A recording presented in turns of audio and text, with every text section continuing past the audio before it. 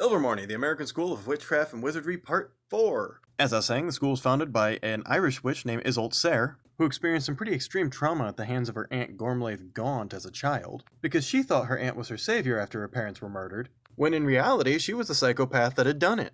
So, Isolde fled to America and made a little cottage in the woods, and met some magical creatures thanks to William, her Puckwudgie companion. And that more or less catches us up for the moment.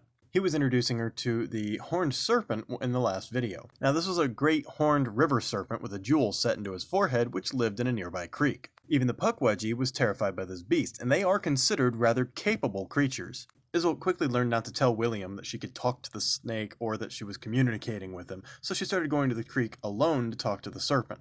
However, the serpent's message never seemed to vary. It was always, "Until I am part of your family is doomed." Isolde had no family unless you counted Gormlaith, and she couldn't understand the horned serpent's cryptic words or even decide whether she was imagining the voice in which he seemed to be speaking to her. After some time of this, she met the next bit of her family under tragic circumstances. She and William were foraging one day and they heard a grisly noise not too far away.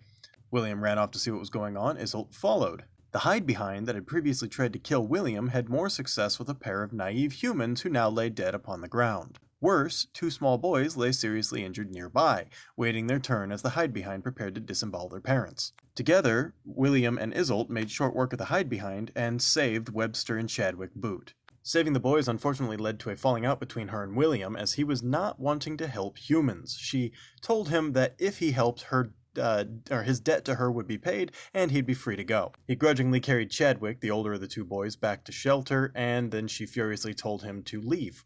William basically glared at her, then vanished. And as it turned out, Chadwick and Webster were both magical children, whose parents had apparently brought them on some sort of fantastic adventure to America. Their dad had taken the hide-behind as a common boggart and attempted to ridicule it, with the consequences I mentioned before. She wanted so badly to give the parents of the boys a decent burial that she went back to the clearing. And to her surprise, when she arrived at said clearing, she met a young man by the name of James Stewart.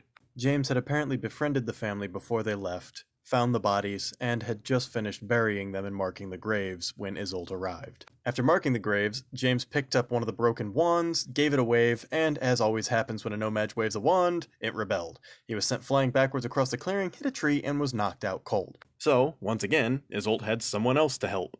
He awoke in a small shelter of branches and animal skins to find himself being nursed by Isolde, who was obviously doing magic. It was hard to hide in such a small space. She intended to obliviate him, but never got back to it. She actually vowed to obliviate him every single day, and every day his fear of magic wore off a little more, until finally it just seemed best to admit they were in love and get married. Check out part 5.